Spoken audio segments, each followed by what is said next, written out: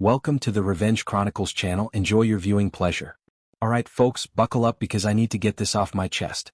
I'm James, 37, father of 2, Lily, 10 and Ben, 7. My wife Claire and I have been married for 12 years.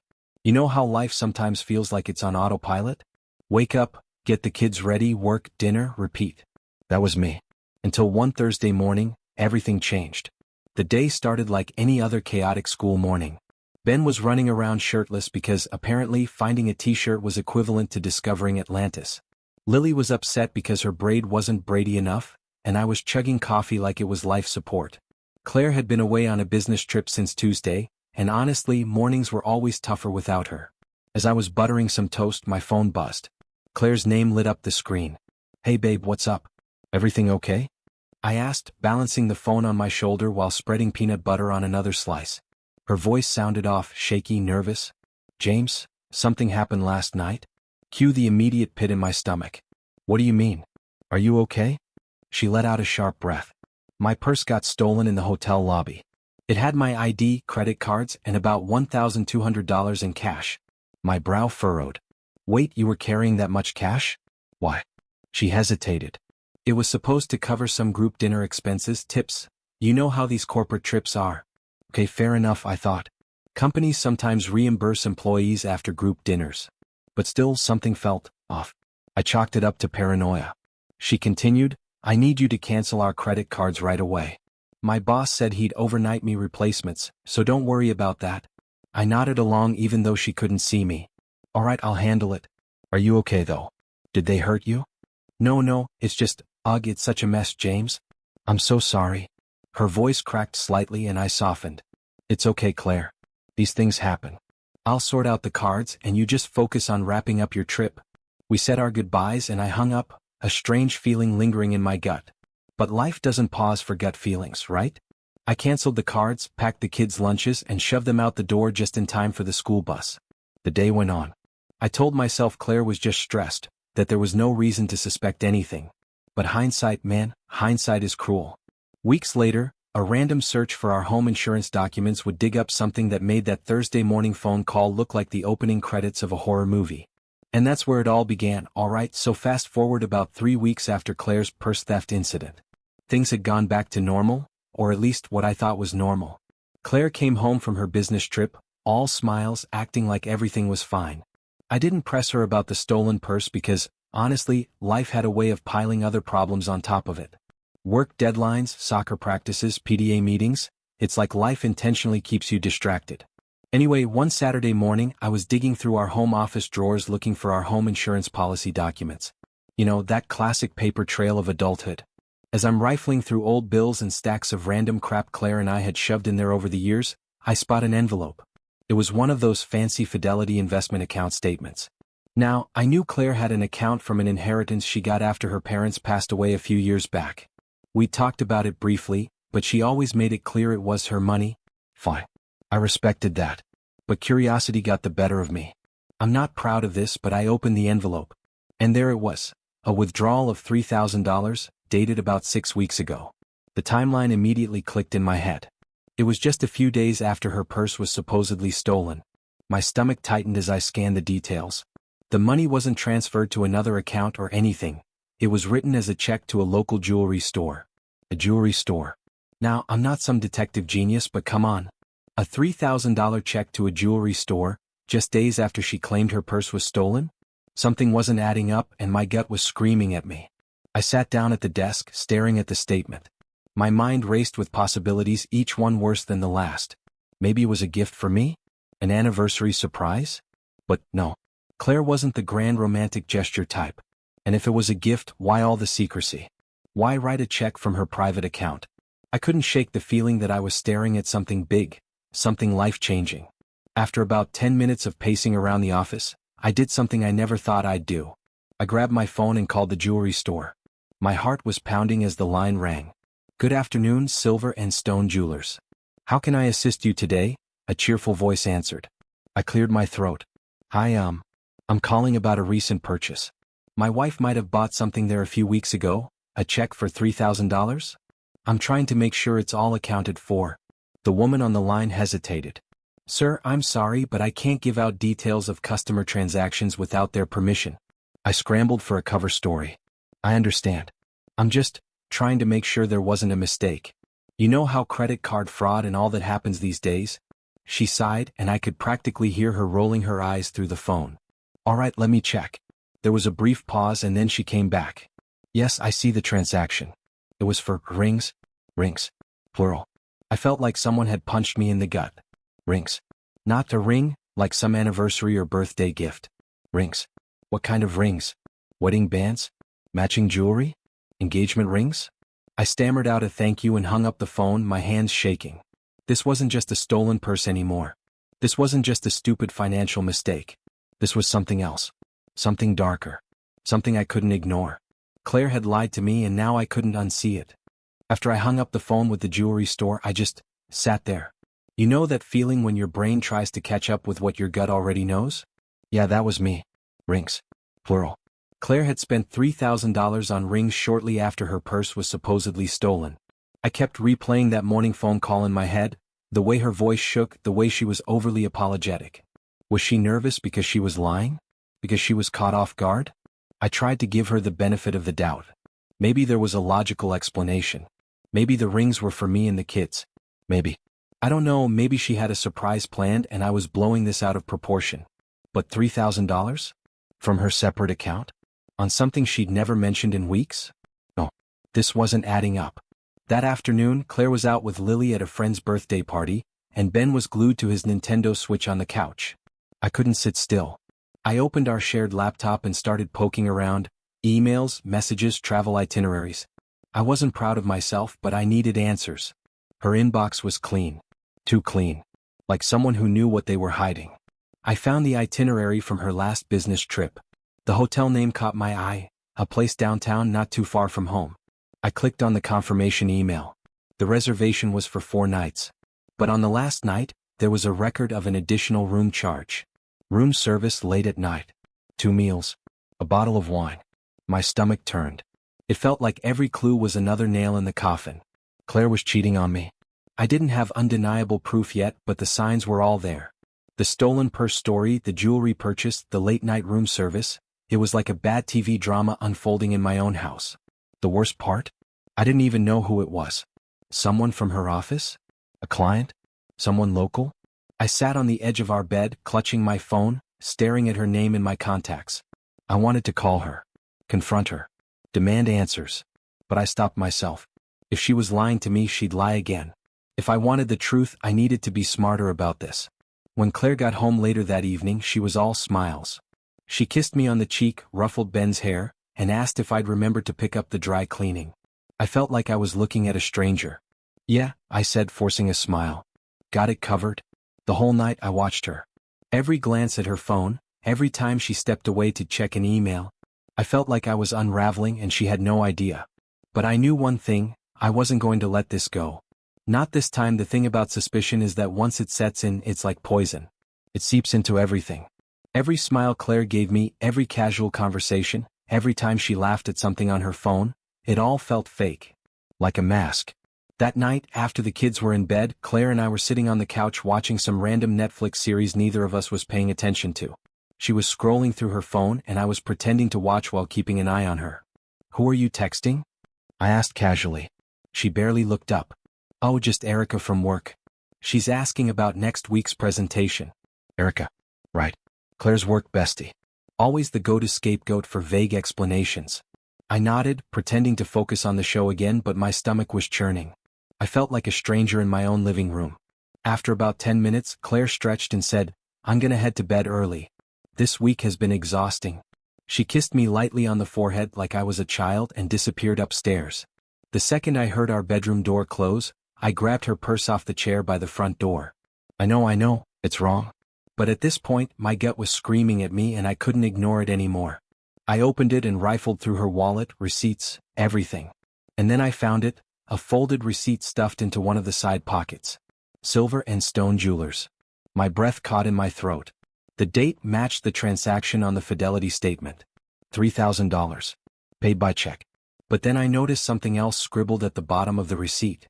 Engraving, "Forever yours, Siege." I sat down on the floor, the receipt trembling in my hands. See, Claire. Forever yours. My mind spiraled. Who the hell was this for? And why? My first thought was another man. Someone she'd met on her trip. But then another sickening possibility hit me. Was this for her and me? Was this some kind of renewal of vows gesture I was ruining by snooping? But if it was for me, why all the secrecy? I felt like I was losing my mind. When I finally pulled myself together, I carefully put everything back exactly where I found it. I couldn't confront her yet, not without more answers. That night, I laid in bed next to Claire, staring at the ceiling while she slept peacefully beside me. I wanted to shake her awake and scream, "Who is it? Who did you buy the rings for?" But I didn't. I just laid there, my mind racing, and my heart breaking a little more with every passing second. I needed proof. Real proof. So the next morning, while Claire was in the shower, I did something I never thought I'd do. I installed a tracking app on her phone.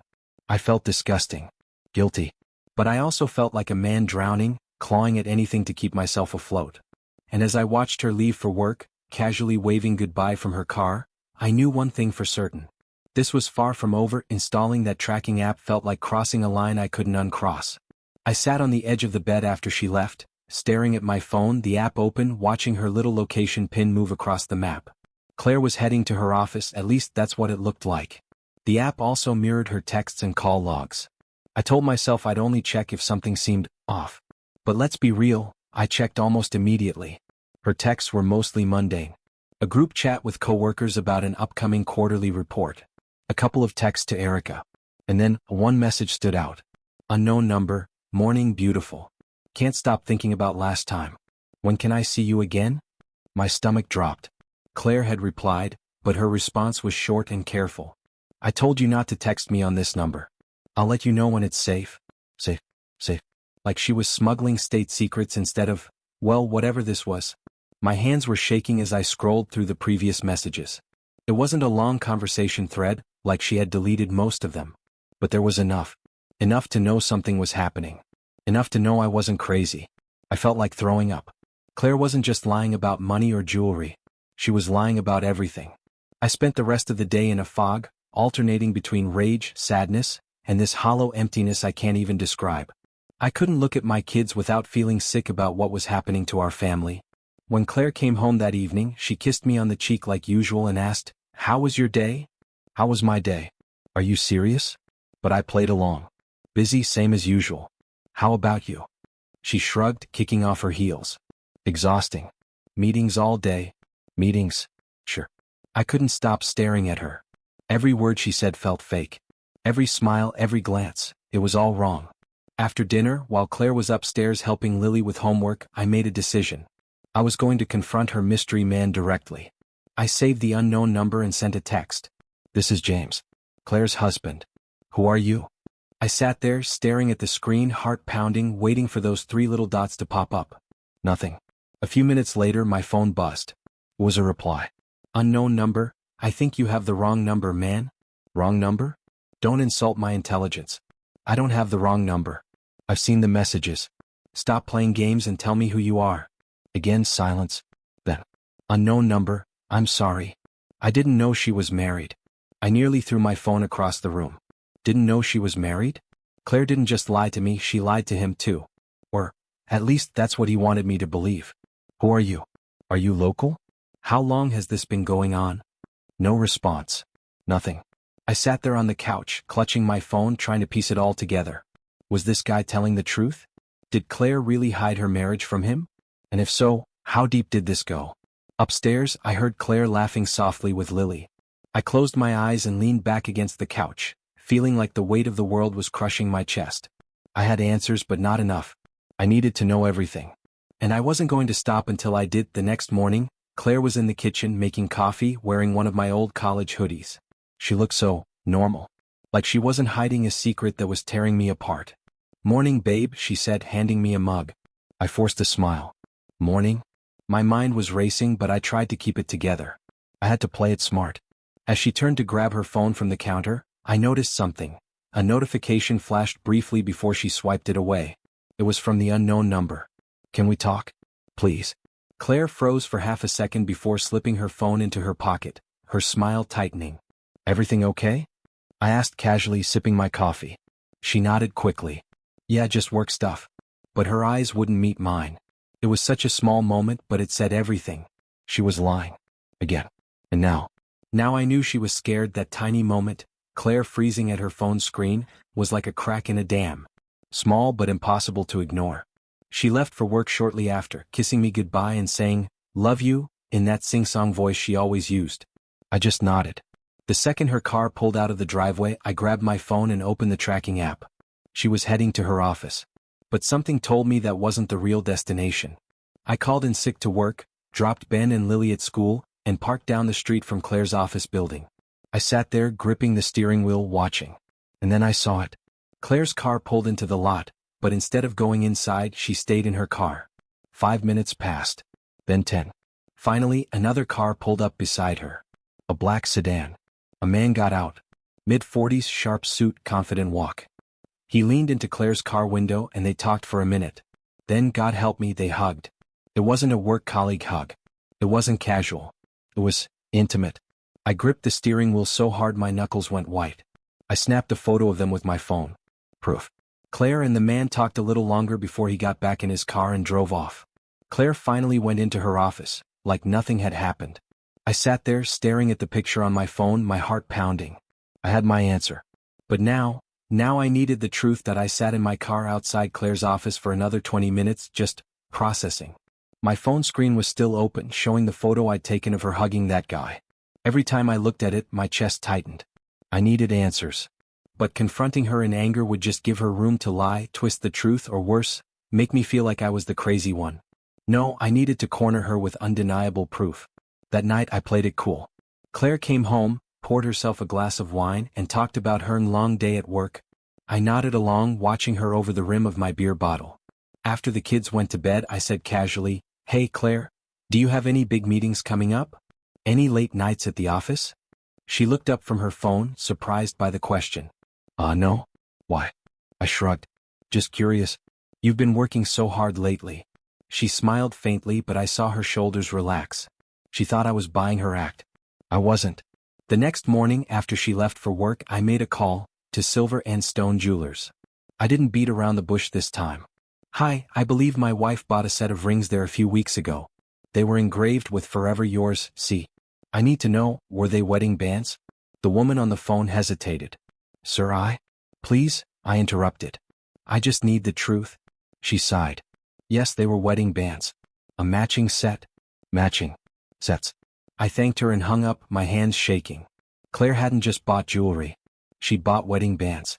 This wasn't just an affair. This was something serious. I wasn't waiting anymore. That night I was going to confront her. And this time she wasn't getting away with half-truths and excuses. That night felt like it stretched on forever. Dinner was quiet. Claire chatted with the kids, laughed at Ben's knock-knock jokes, and gave Lily advice about a school project. She was playing the role of perfect wife and mom so flawlessly that it made me sick. After the kids were in bed, I waited until she was settled on the couch with a glass of wine and her phone. "Claire," I said, keeping my voice steady, "we need to talk." She looked up, her smile fading slightly. "Everything okay?" I sat down across from her, phone in hand. "Who's the guy in the black sedan?" Her face froze. Just for a second. But I caught it. What are you talking about?" she stammered. I turned my phone around and showed her the photo. Her in the car, him leaning in, that hug. Her wine glass trembled in her hand. "James, it's not what it looks like." "Then tell me what it is, Claire. Explain the $3,000 check. Explain the engraved rings. Explain why you're meeting a guy in a parking lot instead of walking into your office." Her mouth opened and closed, but no words came out. "You bought wedding bands, Claire," I said, my voice cracking. "Matching. Engraved. 'Forever Yours,' see. You can't talk your way out of this." She set her wine glass down and buried her face in her hands. "James, please." "No," I slammed my phone down on the coffee table. "You do not get to beg. You do not get to cry your way out of this. Tell me the truth. Who is he?" She let out a shaky breath. "His name is David.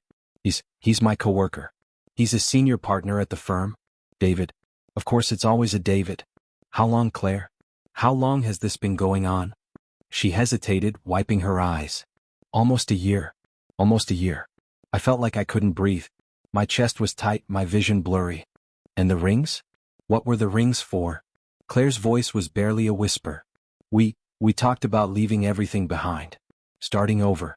But I couldn't do it, James. I couldn't leave you and the kids. I sat back, my head spinning. She had planned to leave us. She had made plans for a new life with him. But what stopped her? Guilt? Fear? Was she only here because she didn't have the guts to follow through? Does he know you stayed? Does he know you kept the rings? Claire shook her head. No. I stopped everything weeks ago. I ended it. I swear. Her words felt hollow, like they were floating in the air between us. I stood up, staring down at her. You don't get points for stopping something you should have never started, Claire. She didn't say anything. She just sat there staring at the floor. I turned and walked out of the living room, my mind racing. I needed space. I needed to think. But one thing was clear. Our marriage, whatever it had been before, was over. I didn't sleep that night. Not a wink. I sat in my car in the driveway, staring out at the dark street, gripping the steering wheel so hard my knuckles turned white. The weight of Claire's words, almost a year, kept echoing in my head. A year. For an entire year she'd been meeting him, sneaking around, lying to me and the kids every single day. And those rings, matching wedding bands, that's what shattered me the most. It wasn't just physical. It wasn't just a fling. She had planned a future with him. And yet there she was, sleeping in our bed, under our roof, like everything was fine. When the sun started to rise, painting the sky in muted grays and pinks, I finally made a decision. I couldn't let this sit. I needed closure. I needed every last detail, every dark corner of this mess exposed to the light. I walked back inside. Claire was at the kitchen counter, already awake, clutching a coffee mug with trembling hands. She looked like she hadn't slept either. Morning, she said softly. I ignored her. The kids are going to stay with my sister for the weekend. Her face paled. James, please? No, I cut her off. You don't get to plead, Claire. You don't get to ask for mercy right now. I need answers, and we're going to have this conversation without tiptoeing around the kids. She nodded slowly, tears welling up in her eyes. Okay. A few hours later, after dropping Ben and Lily off at my sister's, I returned home. Claire was sitting at the dining table, her phone face down in front of her, like some lifeline she couldn't use. I sat across from her, crossing my arms. Start from the beginning. Everything. I want the truth, Claire, not your edited version. And don't you dare lie to me again. She took a deep breath, her eyes locked on her hands. It started last year during the firm's summer retreat. David and I were paired for some stupid team-building exercise. It was nothing at first, just small talk, a few jokes. But then he started texting me. At first it was about work. And then it wasn't. I said nothing, just stared at her. Claire shifted uncomfortably. He made me feel special, James. He made me feel seen. Like I wasn't just a wife and a mom juggling 100 responsibilities. He made me feel wanted. I slammed my hand on the table, making her jump. Are you serious right now, Claire? Are you really sitting there, telling me this was my fault because I didn't compliment you enough? Because I didn't make you feel special enough? She shook her head, tears spilling down her cheeks. No, that's not what I mean. This is on me, James. I let it happen. I let him get too close. Did you love him? I asked, my voice barely above a whisper. Her lip quivered. I don't know. You don't know? I repeated, bitterness dripping from every word. She wiped her face, her voice cracking. I thought I did for a while. But when it came down to it, when it was time to leave, I couldn't do it. I couldn't leave you. I couldn't leave the kids. I leaned back in my chair, staring at her like she was a stranger. But you planned to. You bought rings, Claire. Wedding rings. You engraved them with "Forever Yours." Don't sit here and act like you just stumbled into this.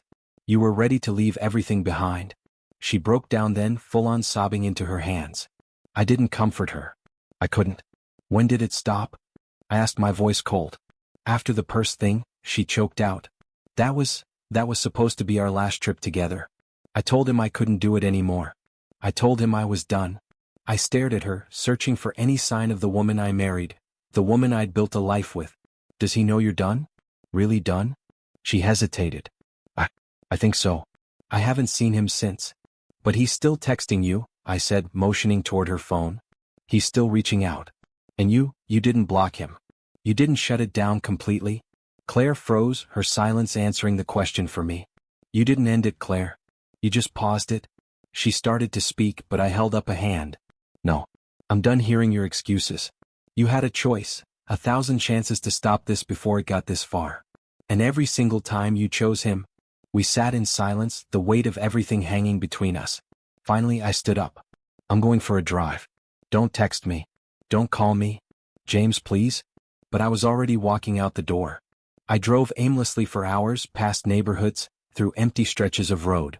My mind was a mess, every memory of our marriage tainted now, every shared moment overshadowed by this betrayal.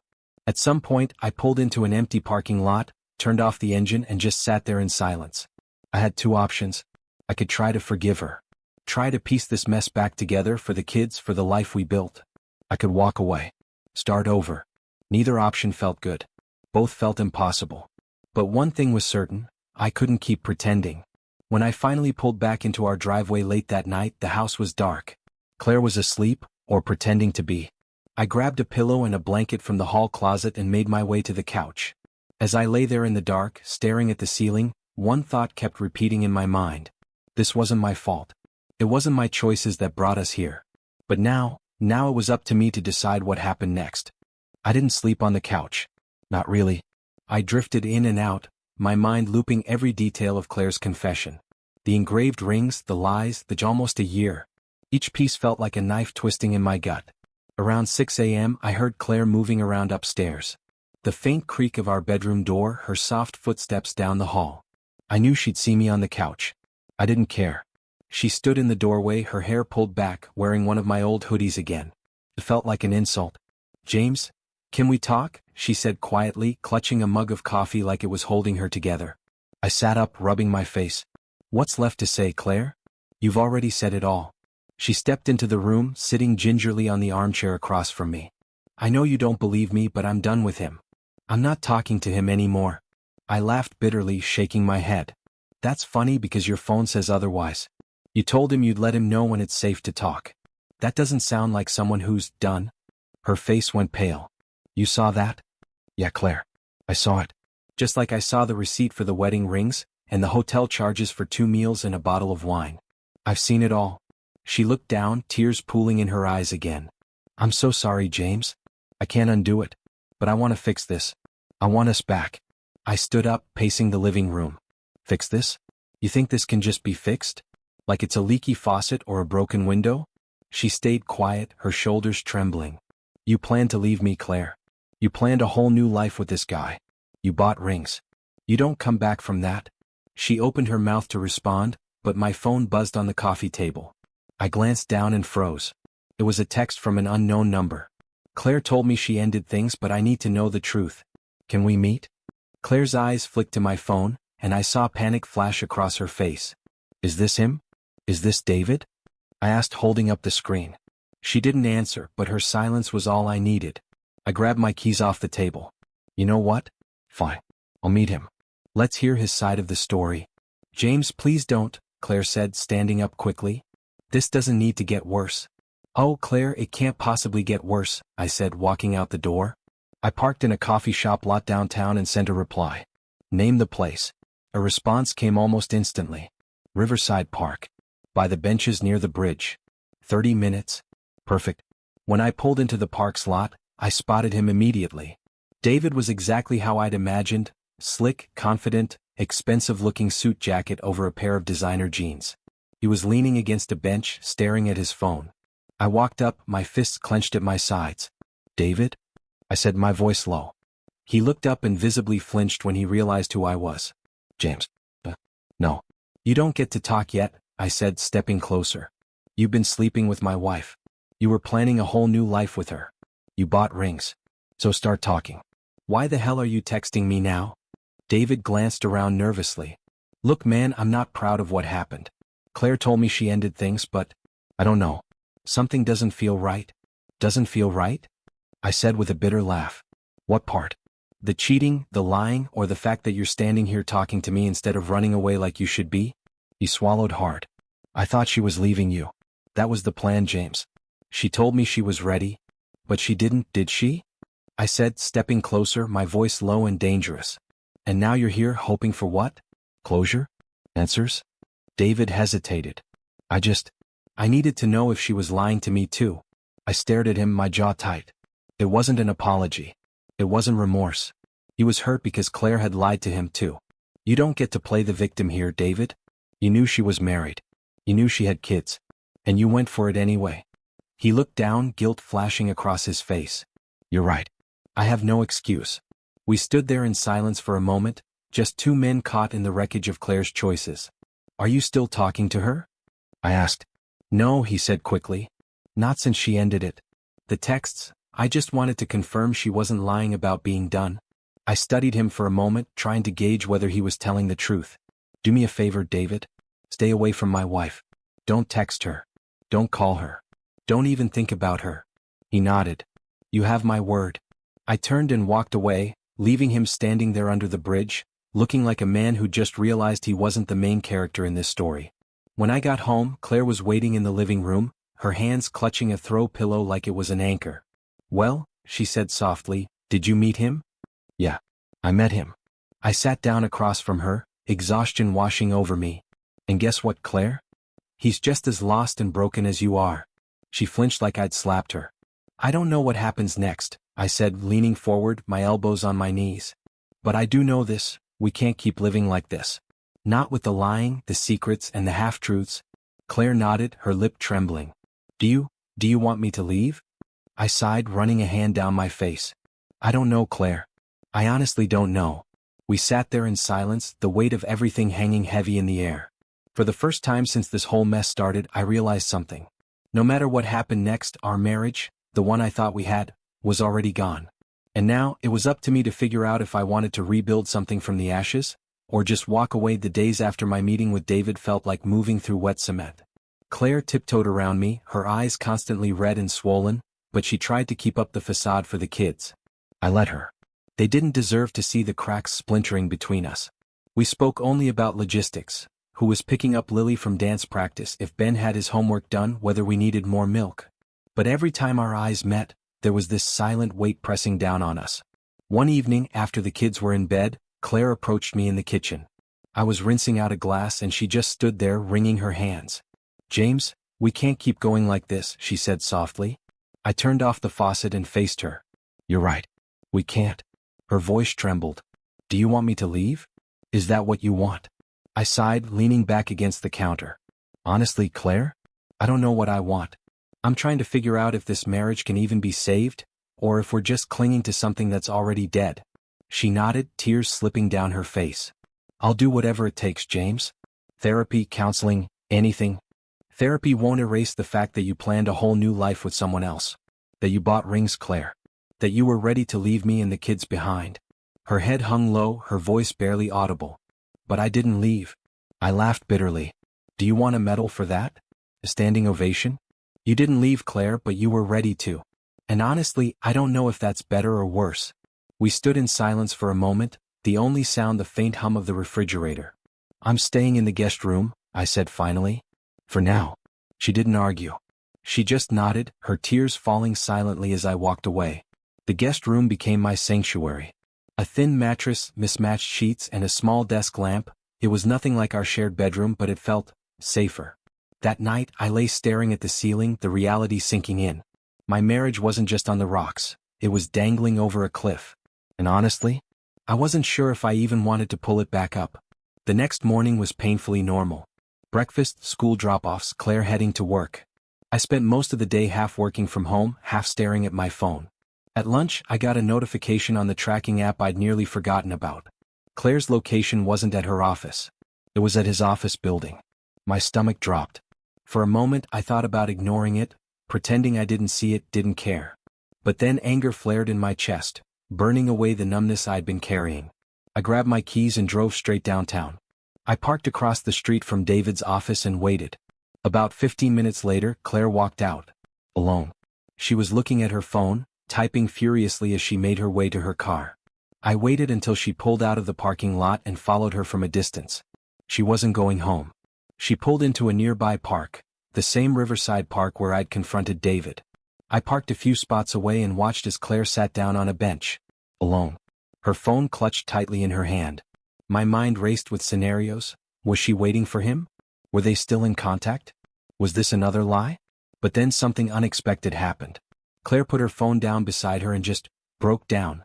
Her shoulders shook as she sobbed, her face buried in her hands. She wasn't meeting anyone. She wasn't texting him. She was broken. And I felt nothing. No sympathy. No urge to comfort her. Just emptiness. I watched her cry for another minute before starting my car and driving home. That evening, Claire walked in, her eyes bloodshot and swollen. I was sitting in the living room, a beer in hand, the TV muted. "Did you have a nice afternoon at the park?" I said calmly. She froze, her bag slipping off her shoulder. You followed me?" I had to be sure, Claire. I had to know if you were still lying to me. Her voice broke. "I wasn't. I just needed to think." I nodded slowly. "Yeah, me too." She stood there, staring at me, waiting for something, anything. A sign of forgiveness. A spark of hope. But I didn't have it in me. "I can't do this, Claire," I said finally, my voice cracking. "I can't keep living like this. The doubt, the paranoia, the constant replaying of everything in my head, it's killing me." Tears started to fall down her cheeks again. "Please, James, please don't give up on us." I swallowed hard. "I'm not making any decisions tonight. But you need to understand, this isn't something I can just get over." She nodded slowly, wiping her face. "I understand." And for the first time since this all started, I realized something. Sometimes love isn't enough. Sometimes, no matter how much history you share, how many kids you have, or how deeply you once loved someone, trust is the foundation. And ours was gone. That night, I stayed in the guest room again. But this time, it felt permanent. The next morning, Claire was already gone when I woke up. She'd left a note on the kitchen counter. "Took the kids to school. Staying at my sister's tonight. Give yourself space. I love you." I crumpled it in my fist and tossed it in the trash. Space. Yeah, that's what I needed.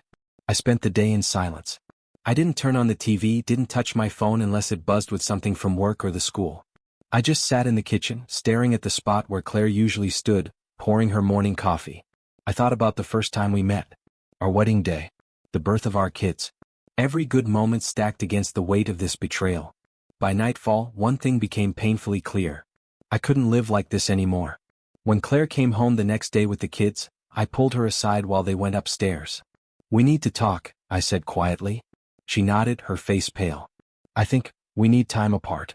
Real time apart. Not just me in the guest room. You need to go. Stay at your sister's for a while. I need time to figure out if this is even fixable." Claire's face crumbled and she clutched her arms around herself. "James, please, don't do this." But I shook my head. "It's not a punishment, Claire. It's what I need. For me. For the kids. For whatever's left of us." She didn't argue. She didn't fight. She just nodded, tears streaming silently down her face. The next morning she packed a bag and left with the kids, promising she'd bring them back after the weekend. As the door closed behind her, the silence in the house felt heavier than ever. And for the first time since this mess started, I realized something. Sometimes walking away isn't about giving up. Sometimes it's about finding yourself again. The house was quiet. Too quiet.